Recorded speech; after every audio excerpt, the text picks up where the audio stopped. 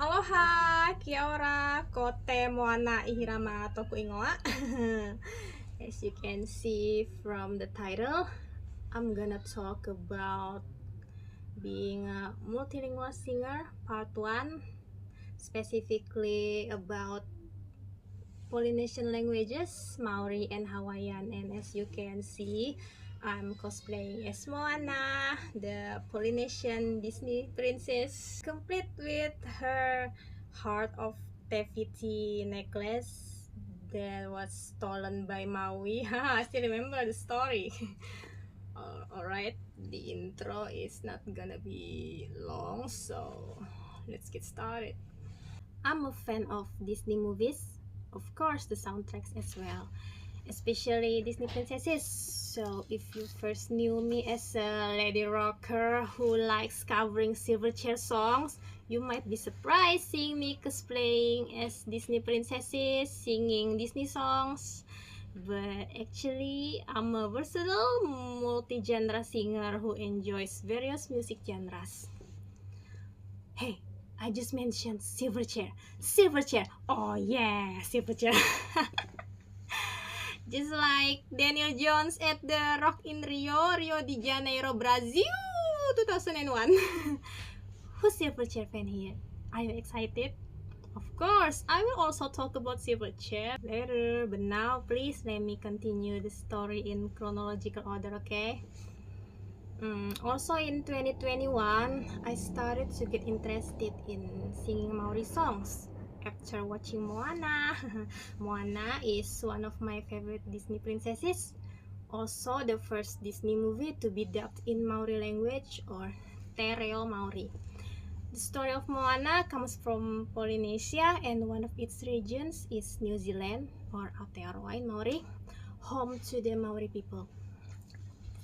As a Dayak descendant from Kalimantan or Borneo, Indonesia, that is related and has similarities with the Maori people, I'm interested in the Maori language and culture, especially the music, both folk and pop songs. For your information, my favorite New Zealand Maori musician is Stan Walker. I've covered a lot of his songs, both English and Maori. As an Indonesian, I find Maori pronunciation is not difficult. I think it's similar to Japanese, but Maori uses the Latin alphabet, so it's easier. To me, of course, there are some tricky sounds such as WH, which is pronounced F, the diphthongs OW versus O. Oh yeah, if you're not familiar with the linguistic term diphthong, it means a vocal sound containing two letters. Yeah, like ow, AO, and OOU. Hope you guys understand. And also the rolling is not as strong as Indonesian and Spanish which I'm used to. There is a dialect where sound pronounced like Stan Walker does. To me, it's a little confusing, so I chose to differentiate the and sounds clearly. Okay, now let me speak a little Maori for you. Kia ora e te whānau, ko te ihirama toku ingoa, he kai waiata ahau, ngā mihi kia koto katoa. So far, I've covered more than 30 Maori songs, including New Zealand's national anthem, God Defend New Zealand, Aotearoa in full-length bilingual version. The next language in my list is Hawaiian.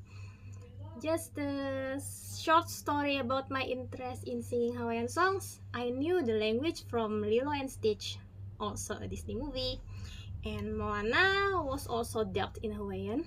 So the soundtrack is available in Hawaiian version as well. Hawaiian sounds similar to Maori since they are both Polynesian languages. Some differences being Hawaiian doesn't have a sound, there's L sound. Maori doesn't have L sound, there's R sound. in some words with the same meaning. Maori in Hawaiian becomes an. For example, the word for name in English, it's Ingoa in Maori, Inoa in Hawaiian.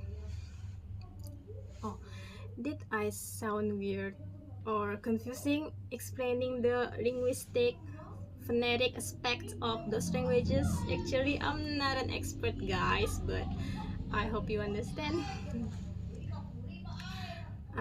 Well, in the next chapter, I will be talking about Chinese and Brazilian Portuguese, and also mentioning about silver chair. I think maybe I wouldn't be interested in Brazilian Portuguese if it's not because of silver chair, right?